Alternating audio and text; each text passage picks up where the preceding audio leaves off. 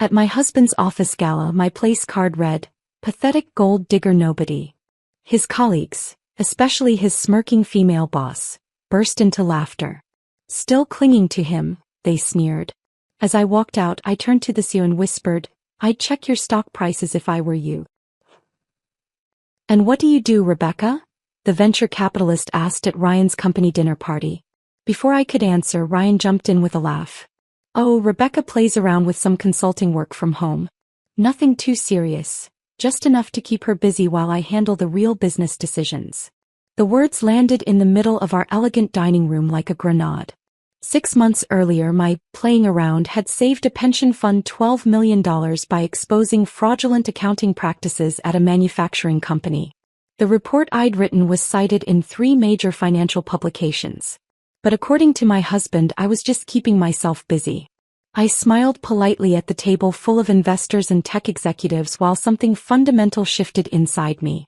The woman sitting next to the venture capitalist, a pharmaceutical CEO whose company I'd researched extensively, was nodding sympathetically as if she understood the challenge of managing a wife with hobbies. "How nice that you have time for little projects," she said with the kind of condescending sweetness that made my teeth ache. "Before we continue, I want to thank you for joining me in sharing these stories that matter. If you believe that women's professional expertise should never be dismissed or undermined, please consider subscribing. It's free and helps us reach more women who need to hear this. Now let's see how this unfolds." I wanted to tell her that my little projects had exposed more corporate fraud in the past 3 years than her company's entire compliance department. Instead, I reached for my wine glass and wondered when exactly my husband had started seeing me as an amateur. The transformation hadn't happened overnight. 9 years earlier, we'd met in the university library during our final semester, 2 broke students with massive dreams and even bigger student loan payments looming. I was preparing for my corporate finance final when Ryan's constant pen tapping at the next table became impossible to ignore. "You know that rhythm you're tapping matches the opening of that annoying pop song, right?" I whispered during a particularly elaborate percussion solo on his textbook. He looked up with this embarrassed grin that made my heart skip.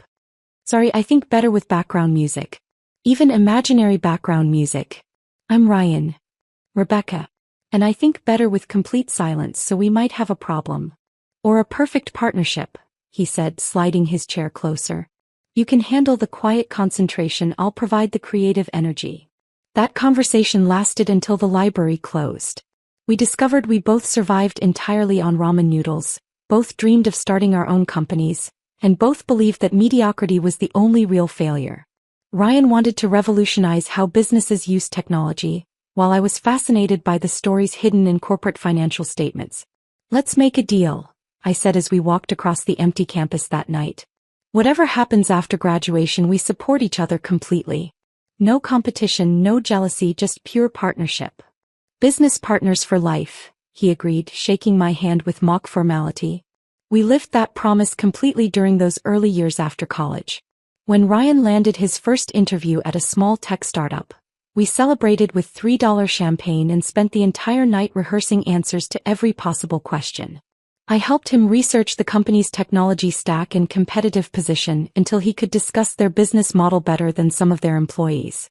"You're going to revolutionize their entire approach," I told him as he straightened his tie in our tiny bathroom mirror. "They'd be insane not to hire you. And when you land your first major consulting client, we're upgrading to champagne that doesn't come in plastic bottles," he promised. My consulting business started on our kitchen table because office space was financially impossible. I specialized in equity analysis for smaller investors, helping them identify red flags that larger firms might overlook or deliberately ignore. The work required meticulous attention to detail, countless hours analyzing SEC filings, cross-referencing executive compensation with company performance, and building financial models that could predict trouble before it made headlines. Ryan never complained about our apartment being transformed into a paper-covered research center or the constant humming of my printer during late-night sessions. He'd bring me coffee at midnight and look over my shoulder at spreadsheets filled with numbers that meant nothing to him.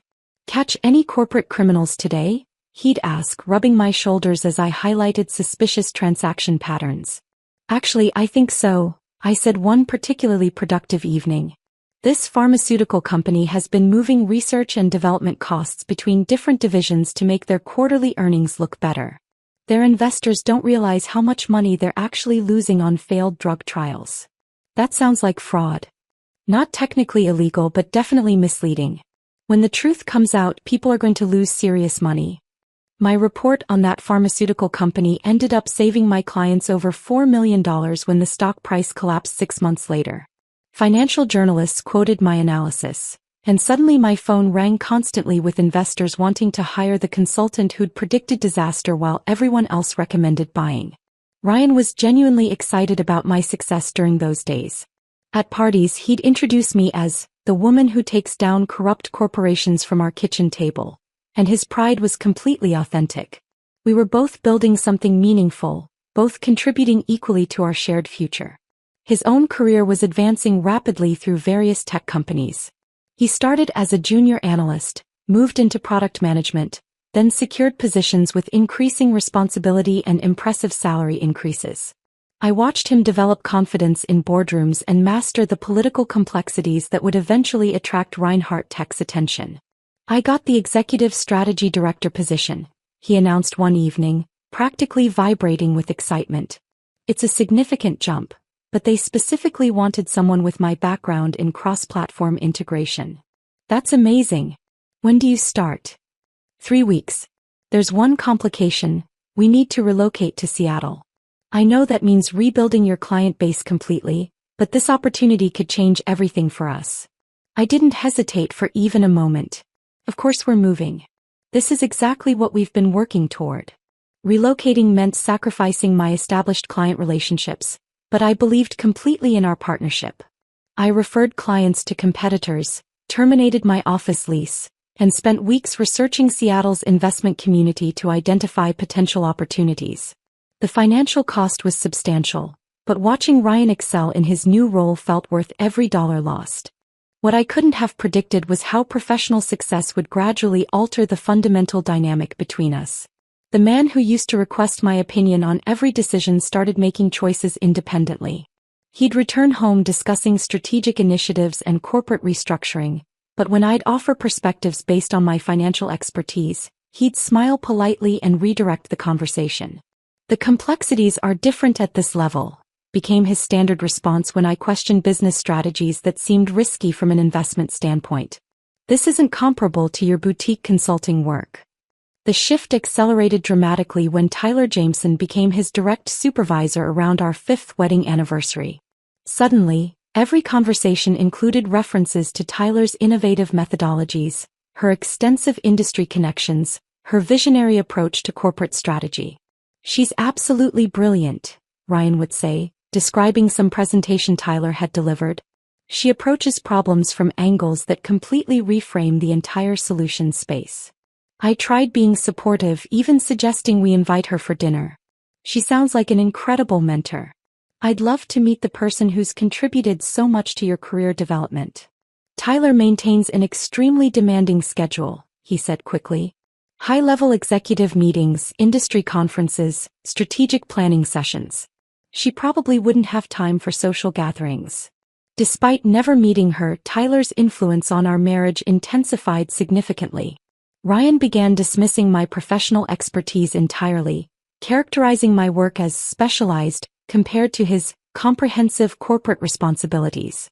The consultant who'd saved investors millions was suddenly too narrow-focused to understand real business strategy. The ultimate test of our partnership arrived when Ryan received an offer for a major promotion requiring extensive international travel. The opportunity was extraordinary, leading Reinhardt Tech's global expansion with a compensation package that exceeded our combined previous income. "This is our moment," he said, showing me the offer documentation. "Everything we've worked toward our entire marriage. What about my consulting practice? I've finally rebuilt my client base here. You could scale back temporarily, just until I establish myself in this new role. Then we'll have the financial security for you to be completely selective about projects." That evening at the dinner party, listening to my husband reduce my career to playing around, while strangers nodded sympathetically, I finally understood what our partnership had actually become. The venture capitalist was already turning his attention to someone more interesting, dismissing me as effectively as Ryan had. I excused myself to the bathroom and stared at my reflection in the mirror, remembering the ambitious woman who'd once saved pension funds from fraudulent investments. She was still there, buried under years of compromises and diminished expectations. Walking back to the dinner table, I made a decision that would reshape everything. I was done playing small to make Ryan comfortable. The foundation we'd built together was crumbling, but I still had the skills to build something new. The opportunity to rebuild myself came faster than expected. 3 days after that humiliating dinner party, Ryan burst through our front door with an energy I hadn't seen in months. "Tyler wants to meet you," he announced, loosening his tie with one hand while scrolling through his phone with the other. "There's a company holiday party next Friday, and she specifically asked if you'd be attending." My coffee mug paused halfway to my lips. After months of hearing about Tyler Jameson's brilliant strategies and innovative leadership, she suddenly wanted to meet the wife who played around with consulting work. She asked about me? She said it was time she met the woman behind the man, Ryan said with a grin that didn't quite mask something nervous in his eyes. Tyler believes in getting to know her team members' families. She thinks it creates better workplace dynamics. The party was held at the Meridian Hotel, and I spent an embarrassing amount of time choosing my outfit. I settled on a navy dress that struck the right balance between professional and approachable, paired with the pearl earrings Ryan had given me for our anniversary. Looking in the mirror, I saw a woman ready to make a good impression on her husband's important boss. Tyler spotted us the moment we entered the elegant ballroom. She glided across the room like she owned it, which, given her position, she practically did. Tall and sharp-featured, she wore a perfectly tailored black suit that probably cost more than my monthly consulting income. Her handshake was firm, her smile bright, and her eyes calculated every detail of my appearance in the 3 seconds it took her to say hello. "Rebecca." Finally. "Ryan talks about you constantly," she said, her voice carrying just enough volume to ensure nearby colleagues could hear. "You must be so proud of how well he's doing here. We absolutely treasure him." "Thank you. He loves working here." "And you work from home, is that right? How quaint. It must be wonderful to have such flexibility with your schedule." The word quaint landed with surgical precision, managing to diminish my entire career in a single syllable. "I run a financial consulting practice specializing in equity analysis," I said, keeping my tone pleasant. "How interesting. Ryan mentioned you help small investors with their little portfolios. That's so sweet." Tyler's smile never wavered, but something predatory flickered behind her eyes. "Ryan is so lucky to have someone who can be so adaptable with her career. Not every woman could be so flexible." The conversation lasted maybe 5 minutes, but I left feeling like I'd been dissected by a professional. Tyler had managed to reduce my business to a hobby, my expertise to helpfulness, and my professional identity to convenience for Ryan's career. All while appearing completely supportive and friendly. "She's impressive," I told Ryan during our drive home, testing his reaction. "Isn't she? Tyler has this way of seeing right to the heart of things. She's been incredible for my career development." 2 weeks later, the first text message arrived. "Happy holidays, Rebecca. Hope you're staying busy with your projects while Ryan handles all the exciting developments here at Reinhardt. So grateful to have such a dedicated team member. Tyler." I stared at the message for a full minute. On the surface, it was perfectly pleasant. Underneath, it positioned my work as mere projects, while emphasizing Ryan's importance to her exciting developments. When I showed Ryan, he barely glanced at it. "That's nice of her to reach out.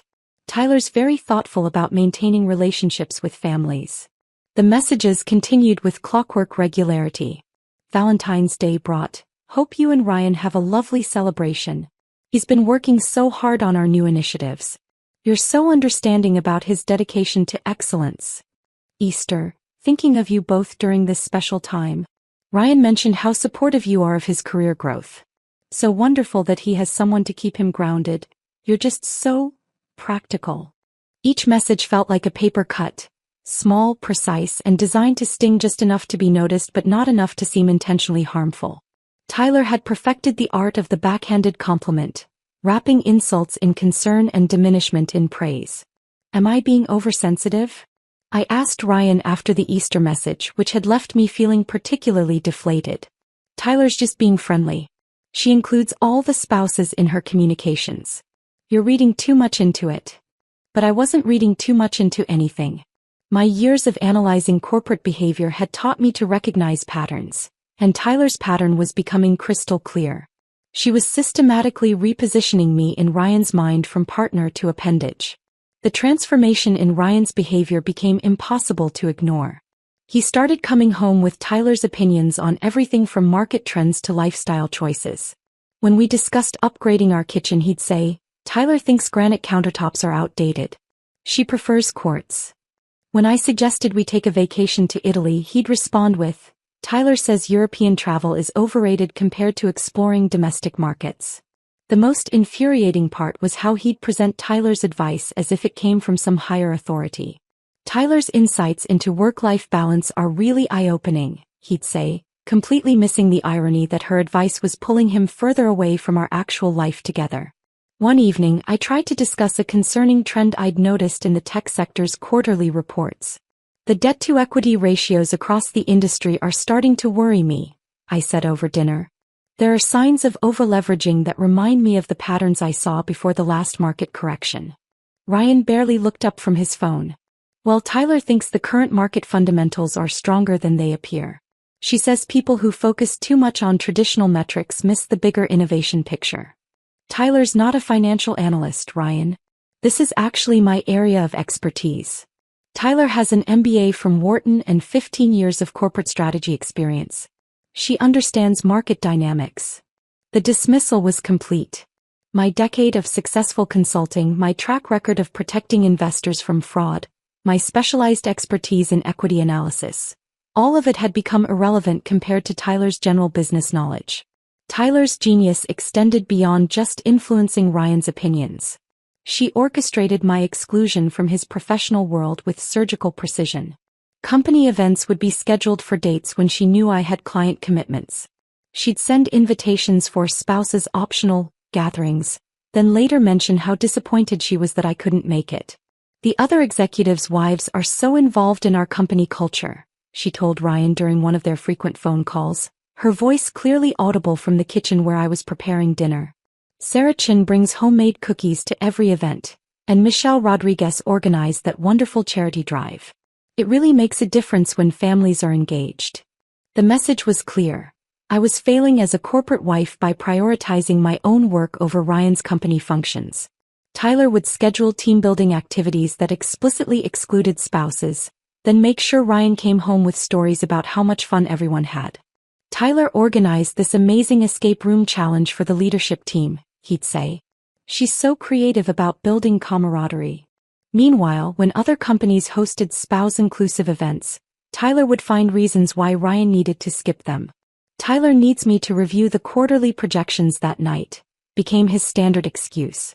Slowly but methodically, I was being erased from Ryan's professional life, relegated to the role of the stay-at-home wife who couldn't quite keep up with the ambitious corporate crowd.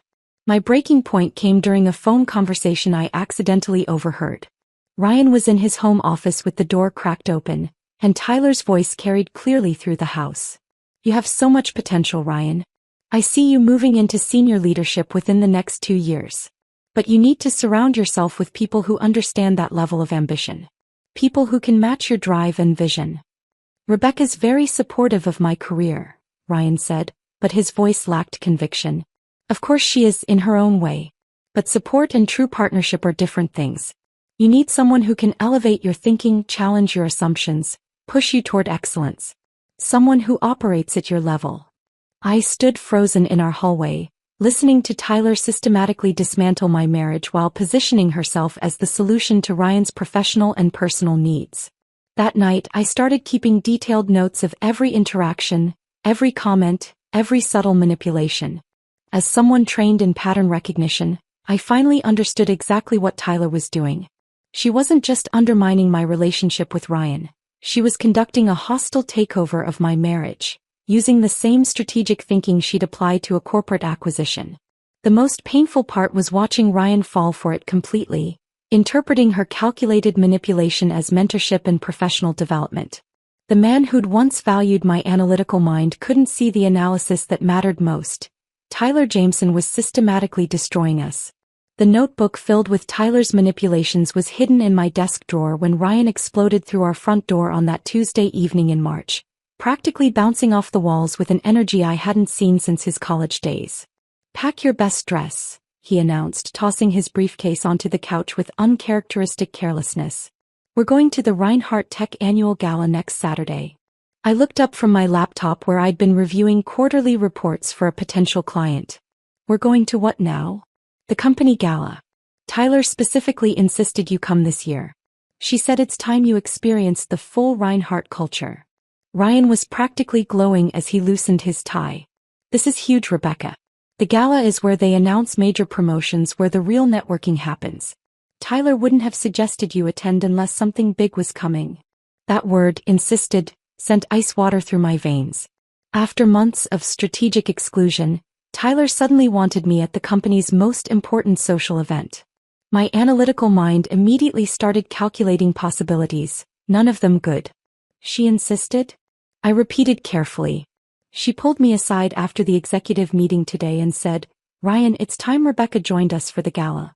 I have a feeling this year will be especially memorable for both of you.'" He was rifling through our closet now, pushing hangers aside with unusual enthusiasm. "Where's that dark green dress?" "The one you wore to our anniversary dinner at Giovanni's 2 years ago." I blinked in surprise. Ryan hadn't commented on my clothing choices in months, yet he remembered a specific dress from 2 years ago. "It's in the back behind the winter coats." "Perfect. You looked incredible in that dress. Tyler mentioned she's looking forward to seeing you in something elegant." The week leading up to the gala felt surreal. Ryan was suddenly attentive in ways that felt almost nostalgic, like he was trying to recapture some version of us that had existed before Tyler's influence poisoned everything. He brought me coffee in the mornings without being asked about my consulting work with genuine interest, and even suggested we practice dancing in our living room. "I want everything to be perfect Saturday night," he said, spinning me awkwardly around our coffee table. "This could be the moment that changes our entire future." Despite every instinct screaming warnings, I allowed myself to hope. Maybe Tyler had realized that excluding me was counterproductive. Maybe she'd decided that accepting me was better than fighting me. Maybe this was her olive branch, her way of acknowledging that I was an important part of Ryan's life whether she liked it or not. I threw myself into preparation with an enthusiasm I hadn't felt in months. The expensive salon downtown gave me a manicure that cost more than I usually spent on groceries. A professional stylist arranged my hair in an elegant updo that made me feel sophisticated and confident. I spent hours researching current tech industry trends, memorizing details about Reinhardt's recent acquisitions and strategic partnerships. "Tell me about the blockchain integration project." I practiced in front of our bathroom mirror. I read the preliminary market analysis was quite promising. For the first time in a long while, I felt like I was stepping back into my professional identity. The woman who used to command respect in boardrooms was still there, just buried under months of being dismissed and diminished. I was ready to show Ryan's colleagues that I was more than just a supportive spouse. I was an intelligent partner with valuable insights and professional credibility. The Crestmore Hotel lived up to every description Ryan had given me. Crystal chandeliers cast golden light across marble floors, and servers in crisp uniforms carried champagne flutes through crowds of elegantly dressed executives and their spouses. Walking through the lobby in my green dress and carefully styled hair, I felt confident and prepared. But the moment we entered the main ballroom, something shifted. Ryan's hand on my back felt performative rather than supportive, like he was playing a role rather than naturally escorting his wife. His eyes immediately found Tyler across the room, and I watched his posture change from relaxed to alert. "There she is," he murmured, and I couldn't tell if he meant it as information or anticipation. Tyler approached us like a queen holding court, her silver dress catching the chandelier light with every calculated step. Her smile was theater bright, visible from across the room. "Rebecca, you actually came." The emphasis on "actually" was subtle but unmistakable, designed to sound surprised and delighted while implying that my attendance was somehow unexpected or uncertain. "Thank you for suggesting I join you," I replied, keeping my voice pleasant and professional. "Well, Ryan deserves to have his +1 here for such a special evening." The phrase, +1, was delivered with surgical precision, reducing me from wife and partner to accessory in front of a room full of Ryan's colleagues. I felt Ryan's hand tighten slightly on my back, but he said nothing to correct Tyler's characterization. "Let me show you to your table," Tyler continued, her voice carrying enough volume to ensure nearby executives could hear every word. "I made sure you were seated with some lovely people who I'm sure will have fascinating things to discuss with you." She guided us through the ballroom like a hostess showing guests to their designated spots. Other couples were finding their seats, checking place cards, settling in for what was clearly going to be an elaborate evening of corporate celebration. "Here we are," Tyler announced, gesturing toward an elegantly set round table near the center of the room. "Ryan, you're right here next to me at the head table, of course." My stomach dropped. "We're not sitting together?" "Oh, didn't Ryan explain? Executives sit at the leadership table. Spouses have their own seating arrangements." Tyler's tone was apologetic but firm, as if this was standard protocol rather than another strategic separation. I looked at Ryan, expecting him to object or at least appear surprised by this arrangement. Instead, he was already moving toward the head table, his attention focused on Tyler's explanation of the evening's agenda. "Your place card should be right around here somewhere," Tyler said, scanning the elegant table settings with theatrical concern. I began checking the small, cream-colored cards at each place setting, reading names of people I didn't recognize. Jennifer Walsh, Marketing Coordinator. David Kim, Regional Sales Manager. Sarah Chin, Executive Assistant. And then I found mine. The card was identical to all the others. Cream cardstock with elegant calligraphy in deep blue ink. But instead of my name it read, "Pathetic Gold Digger Nobody." The words hit me with the force of a physical blow. I stared at the card, reading it again to make sure I wasn't hallucinating. The professional presentation somehow made it worse. This wasn't a spontaneous insult scrawled in anger. This was a carefully planned humiliation, designed and executed with the same attention to detail as the rest of the evening's arrangements. The laughter started as a ripple and built to a wave. The other people at the table had seen the card, and their reaction ranged from shocked gasps to poorly concealed amusement. I heard someone whisper, "Oh my goodness, did you see what her place card says?" "Still clinging to him after all this time?" a woman's voice said behind me, followed by more laughter. The sound grew louder as more people noticed the commotion and came over to see what was causing such a stir. Within moments, half the ballroom was either staring at me or actively laughing at the elegant calligraphy that had reduced me to a punchline. I turned to Ryan, expecting anger, outrage, or at minimum some sign that he was as shocked by this cruelty as I was. Instead, I found him staring at his water glass like it contained the mysteries of the universe, his face carefully neutral, his shoulders tense with what I realized wasn't surprise but discomfort at being caught in the middle of something he'd known was coming. "Ryan," I said quietly, giving him one last chance to defend me, to show some sign that the man I'd married was still somewhere inside the stranger wearing his face. He couldn't meet my eyes. His silence stretched across the laughter and whispered comments, speaking louder than any words could have. In that moment, I understood with crystalline clarity that this wasn't just Tyler's masterpiece of public destruction. Ryan was a willing participant in my humiliation. The silence wasn't shock. It was complicity. The man I'd supported through every career challenge, the partner I'd sacrificed my professional ambitions for, the husband I'd loved and trusted for 9 years, couldn't find the courage to defend me against the cruelest public humiliation I'd ever experienced.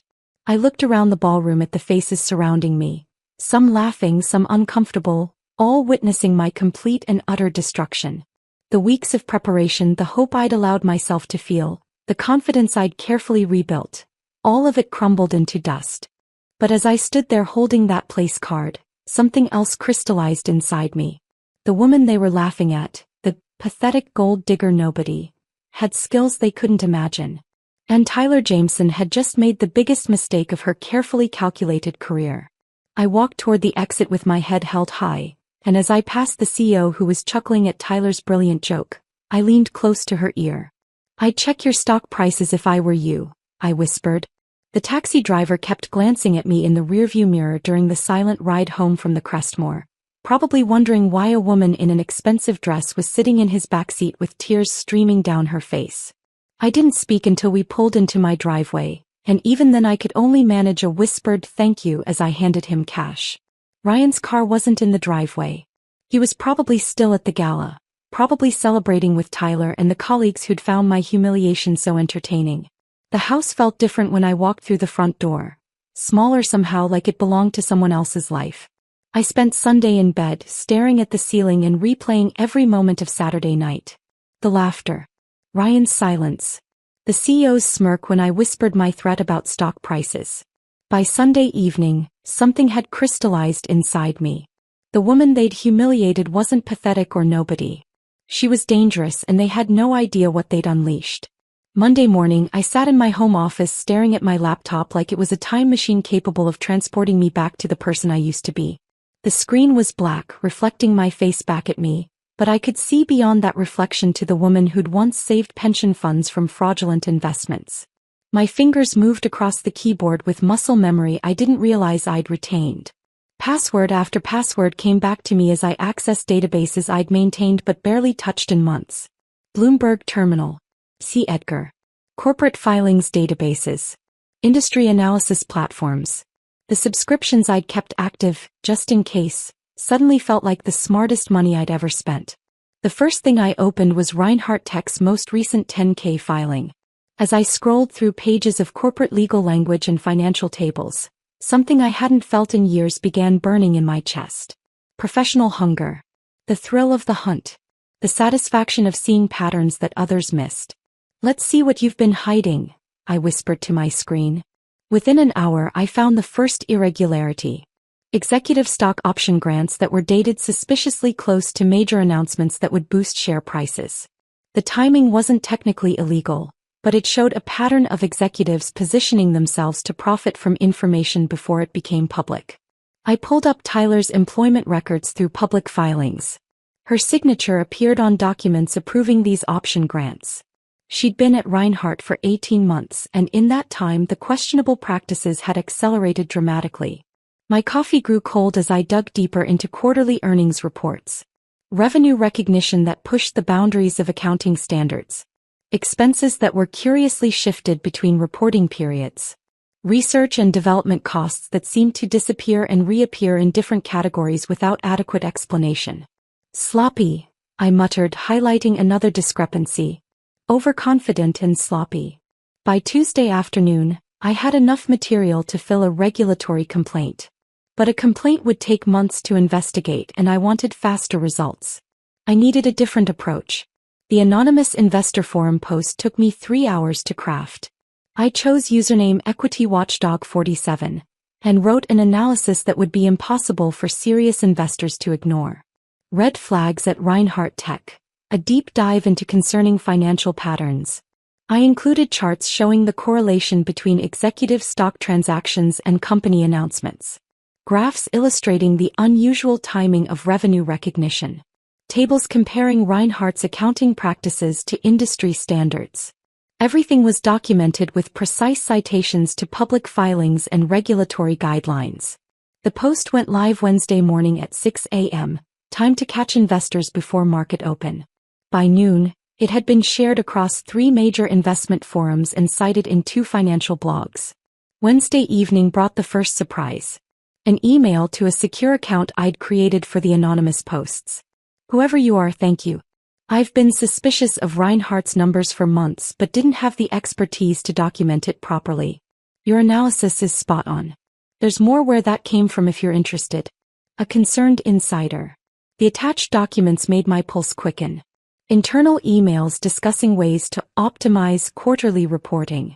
Meeting notes about delaying certain expense recognitions. Most damaging of all, a thread where Tyler explicitly discussed timing announcements to maximize the impact on stock price around executive option grants. "We can shift the development costs to next quarter and announce the beta release this Friday," one email read. "That should give the stock a nice bump right before the option grants vest." Tyler's response was even more damning. "Perfect. The board won't question the accounting treatment if the results look good." Thursday brought another bombshell. Someone had forwarded me a screenshot from Reinhardt's internal Slack channel, posted Saturday night during the gala. "Tyler, did you all see Rebecca's face when she found her place card? Priceless. Face with tears of joy. Serendipity. I can't believe you actually did it. Savage. Tyler. Ryan said she needed to understand her place. Mission accomplished. She won't be bothering us with her professional insights anymore. The screenshot was time-stamped 11:47 p.m. Saturday, less than 2 hours after I'd left the gala. Tyler had been bragging about humiliating me while I was crying in a taxi. I saved the screenshot and added it to my growing file. The pattern was becoming clear. Tyler wasn't just manipulative in her personal relationships. She was reckless and arrogant in her professional conduct too. Friday morning, I published a follow-up post incorporating the new evidence. This one was titled Culture and Conduct: When Leadership Failure Extends Beyond Numbers. The response was immediate and explosive. Financial journalists started calling Reinhardt Tech's corporate communications department.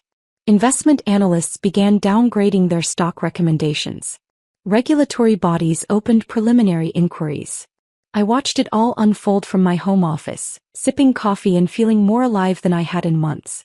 Every news alert, every dropping stock price point, every analyst comment questioning Reinhardt's practices felt like validation of everything Tyler and Ryan had dismissed about my capabilities. By Friday afternoon, Reinhardt Tech's stock price had dropped 12%. The company issued a statement about addressing recent concerns raised by market analysts, and announced they were conducting a thorough internal review of accounting practices. I knew that internal review would find exactly what I'd already documented. Tyler's fingerprints were all over the questionable decisions, and her arrogance had left a paper trail that would be impossible to explain away. The anonymous whistleblower emails were flooding in now. Current employees, former employees, vendors who'd witnessed questionable practices. Everyone wanted to share what they knew with the person who'd finally spoken up about Reinhardt's problems. One message particularly caught my attention. I'm a junior accountant at Reinhardt. Tyler Jameson has been pressuring our department to manipulate quarter-end numbers for months. I've been documenting everything because I was scared of losing my job if I reported it. Your posts gave me the courage to contact the SEC directly. Thank you for giving us a voice.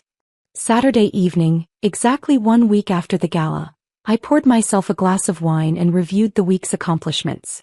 Reinhardt Tech was under investigation by 3 regulatory bodies. Their stock price was in free fall. Tyler's professional reputation was crumbling as journalists dug deeper into the culture she'd created. The woman they'd called a pathetic gold digger nobody had triggered the biggest corporate scandal in the tech industry that year. And I was just getting started. Ryan still hadn't come home. According to his LinkedIn status, he was managing crisis communications for Reinhardt Tech. I wondered if he had any idea that his dismissed wife was the anonymous analyst bringing down his beloved company. As I closed my laptop that evening, I felt something I hadn't experienced in years. Professional satisfaction. The equity watchdog was back and she was hungrier than ever. The truth had momentum now, rolling downhill like an avalanche. All I had to do was step back and watch Tyler Jameson's carefully constructed world collapse under the weight of her own arrogance. Sunday morning brought the phone call I'd been waiting for. My secure line rang at 7:23 a.m., and the voice on the other end belonged to Marcus Chin, a financial journalist from the Wall Street Journal. I'm trying to reach Equity Watchdog 47, he said. I know this is unconventional, but your Reinhardt Tech analysis has caught significant attention. We'd like to expand on your findings for a front-page story. I'd been expecting this moment since Friday's market close. What kind of expansion? We've independently verified most of your documentation. Our investigation team has uncovered additional evidence that supports your conclusions about questionable accounting practices. We want to run a comprehensive exposé, but we need to ensure our source material is bulletproof. 20 minutes later, I'd anonymously provided Marcus with additional documentation that would make his article unassailable. The Wall Street Journal's credibility would amplify my findings beyond anything I could accomplish through forum posts. Monday's headline read, Tech darling Reinhardt under federal investigation for accounting irregularities. The article detailed everything I'd discovered, plus information their investigative team had gathered independently. Tyler's name appeared 17 times, each mention more damaging than the last. By 10 a.m., Reinhardt Tech stock had dropped another 18%. Trading was halted twice as sell orders flooded the market. I watched the chaos unfold from my home office, sipping coffee that tasted like victory. The first news alert about Tyler personally arrived at 11:47 a.m. Reinhardt Tech executive Tyler Jameson placed on administrative leave pending investigation. I screenshot the notification and saved it in a folder labeled Justice Served. Ryan's key turned in the front door at 2 p.m., 3 hours earlier than usual. His footsteps on our hardwood floors sounded heavy, defeated. I heard him drop his briefcase by the entrance, something he never did. "Rebecca." His voice carried a vulnerability I hadn't heard in years. "In the office," I called back, not looking up from my laptop where I was tracking Reinhardt's continued stock decline. He appeared in my doorway looking like he'd aged 5 years in 5 days. His usually perfect hair was disheveled, his tie loosened, his expensive suit wrinkled. "We need to talk," he said, settling into the chair across from my desk without invitation. "About what?" "About Tyler. About the investigation. About everything that's happening at work." He rubbed his face with both hands. "I don't know how much you've heard, but it's bad. Really bad." I minimized my browser window and gave him my full attention. "What kind of bad?" "The SEC is launching a formal investigation. The FBI seized documents from Tyler's office this morning. There are rumors about criminal charges." He looked at me with desperate eyes. "I've been working with Tyler for 2 years, Rebecca. If they find evidence of intentional fraud, anyone associated with her decisions could be implicated." "That sounds serious." "It is serious. My career could be over. Everything we've built together could disappear." He leaned forward, reaching for my hand across the desk. "I need your analytical expertise.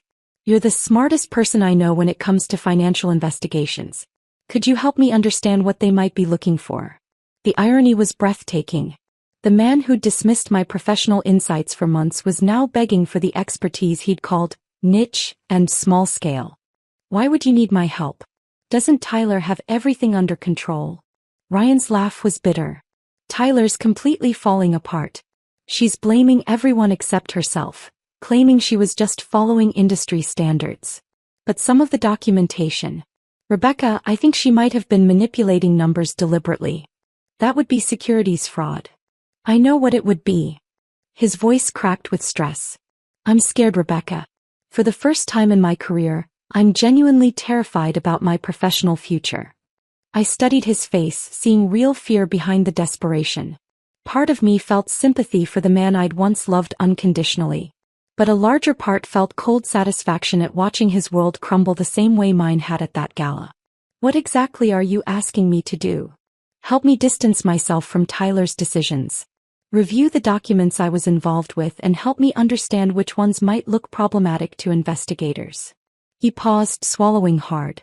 "I know I haven't been the best husband lately. I know I haven't appreciated your professional skills the way I should have. But we're a team, right? Partners for life."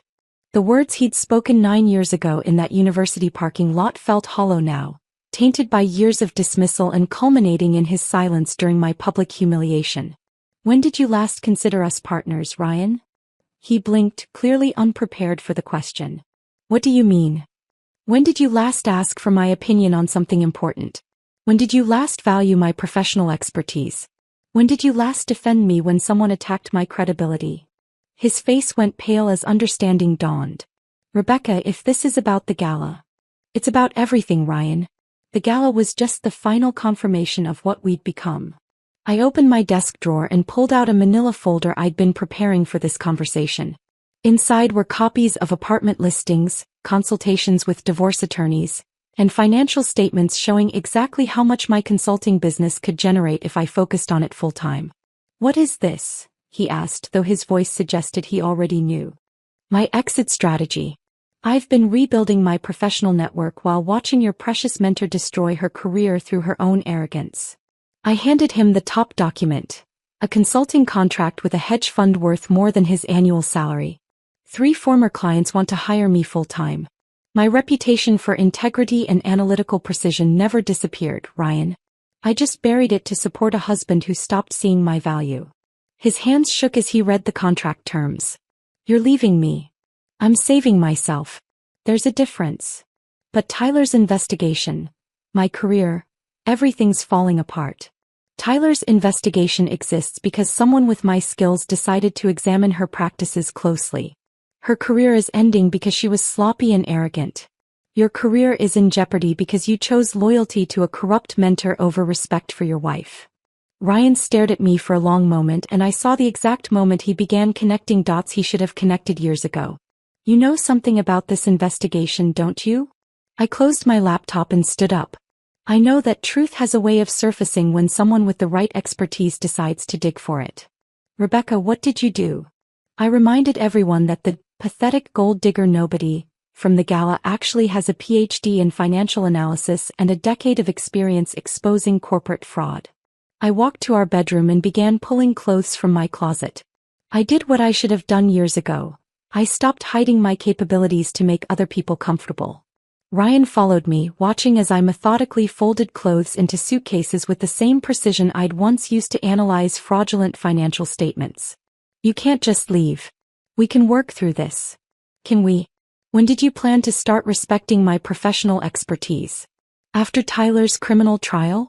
After your career recovers from association with a fraud? After you finally decide I'm worth defending? He sat on our bed looking smaller than I'd ever seen him. I know I messed up. I know I should have said something at the Gala. But Tyler said it was just a joke, that you'd understand the humor. Tyler told you about the place card in advance. It wasn't a question. Ryan's silence confirmed what I'd suspected since that night. She showed you the card before the event, didn't she? You knew I was walking into that humiliation and you said nothing. She said it would be funny. She said you'd laugh about it later. I stopped packing and looked at him directly. Did you really believe that? Or did you just not care enough to stop it? He couldn't meet my eyes, which was answer enough. I zipped my suitcase and headed for the door. On our kitchen counter, I left a note with words I'd been composing for weeks. Ryan, it's not the insult that broke us. It's the silence that followed.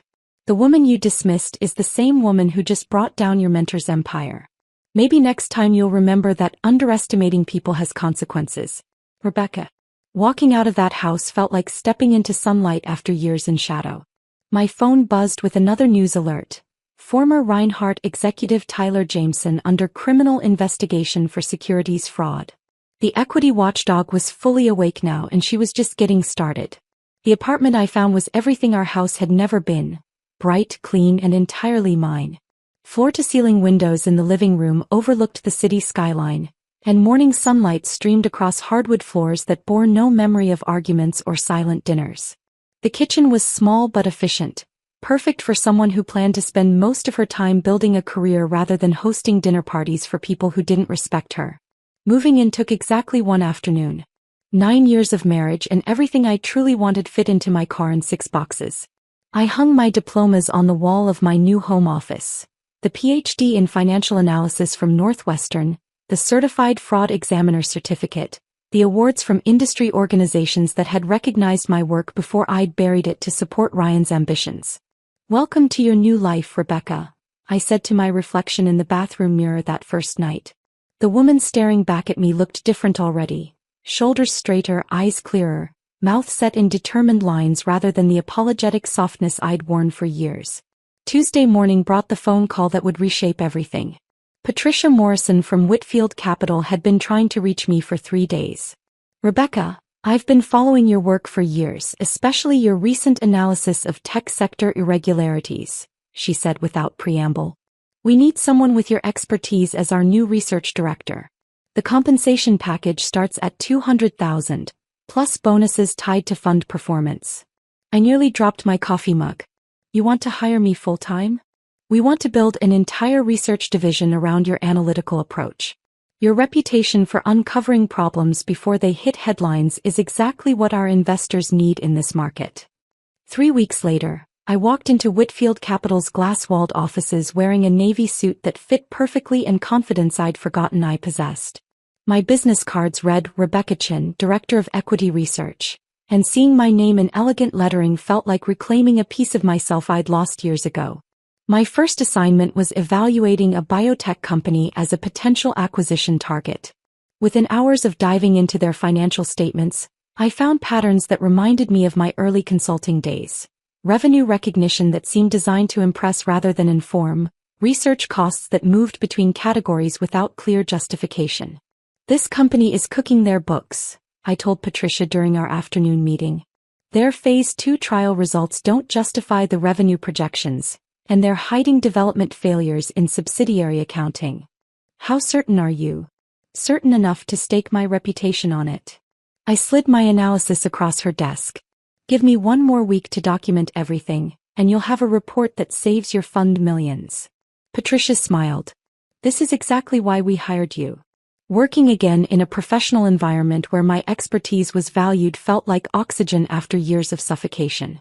My colleagues treated me as an equal partner in complex financial decisions. During strategy meetings, people leaned forward when I spoke rather than politely waiting for me to finish. My insights shaped investment decisions worth tens of millions of dollars. Rebecca's analysis just saved us from a catastrophic pharmaceutical investment, Patricia announced during our monthly partners meeting. Her due diligence uncovered accounting irregularities that would have cost the fund approximately $40 million. The applause felt genuine, earned, real. For the first time in years, I was being recognized for the work I actually did rather than dismissed as someone who played around with numbers. The Google alert about Tyler arrived on a Thursday morning while I was reviewing quarterly reports. Former tech executive Tyler Jameson indicted on federal securities fraud charges. The accompanying photograph showed a woman I barely recognized. Gone were the designer suits and commanding presence that had once intimidated me. Tyler stood outside the federal courthouse wearing flat shoes and a cheap blazer, her shoulders hunched in defeat. The woman who had built her career on projecting invincibility looked small and ordinary. The charges were serious: falsifying investor disclosures, manipulating earnings reports, and conspiracy to commit securities fraud. Each count carried potential prison time and guaranteed professional destruction. I read the article twice, feeling something I hadn't expected, not triumph but quiet satisfaction. Justice had been served not through revenge but through simple exposure of truth. Tyler's arrogance and sloppy practices had created the evidence that brought her down. I'd simply illuminated what was already there. The comment section was brutal but predictable. "Isn't this the executive who humiliated that woman at the company gala?" one reader wrote. "Karma has an interesting sense of timing." Another comment made me pause. "I worked at Reinhardt during the Tyler era. She created a toxic culture where bullying was disguised as high-performance standards. Glad someone finally held her accountable." Tyler had built her entire professional identity on manipulation and cruelty, and now that foundation was crumbling completely. The same strategic thinking she'd used to undermine my marriage had made her overconfident in her financial misconduct. 6 months after leaving Ryan, I realized the transformation was complete. The woman who had once been dismissed as a pathetic gold digger nobody was now leading investment decisions for one of the city's most respected funds. My analysis influenced portfolio strategies worth hundreds of millions of dollars. Industry publications quoted my research and other financial firms tried to recruit me monthly. But the professional success was only part of the story. For the first time in years, I was making decisions based entirely on my own preferences and priorities. My apartment reflected my taste rather than compromises with someone else's vision. My schedule revolved around work I found challenging rather than supporting someone else's ambitions. Friday evenings, I'd sit on my balcony with a glass of wine, watching the city lights twinkle below and marveling at how quiet life could be without constant tension and dismissal. No more analyzing every conversation for hidden criticisms. No more wondering if my professional insights would be valued or dismissed. No more walking on eggshells around someone else's fragile ego. The divorce papers arrived on a Tuesday, requiring only my signature to make official what had been emotionally finished months ago. Ryan had included a handwritten note that I read once before filing it away. "Rebecca, I know I can never undo the damage I caused. You were always the stronger partner in our marriage. I just wasn't smart enough to see it until it was too late. I hope you find the respect and recognition you deserve, Ryan." The apology felt hollow after years of dismissal, but I appreciated the acknowledgement. Ryan was facing his own consequences: unemployment, professional disgrace by association with Tyler, and the loss of a wife whose expertise could have saved his career if he'd bothered to value it. As I signed the divorce papers, I thought about the couple we'd once been, Two ambitious students with dollar store champagne and unlimited dreams. That partnership had been real, but it had also been fragile. When success and outside influence tested our foundation, we discovered it wasn't strong enough to survive. But from the ashes of that failed marriage, something better had emerged. Not revenge or vindication, but resurrection. The woman Tyler had tried to diminish was thriving in ways neither she nor Ryan could have imagined. The truth had done all the work. I'd simply provided it with the opportunity to shine. If this story of quiet justice had you on the edge of your seat, hit that like button right now. My favorite part was when Rebecca whispered, "I'd check your stock prices if I were you," to the CEO, knowing exactly what was coming next. What was your favorite moment? Drop it in the comments below. Don't miss more empowering stories like this. Subscribe and hit that notification bell so you never miss an upload.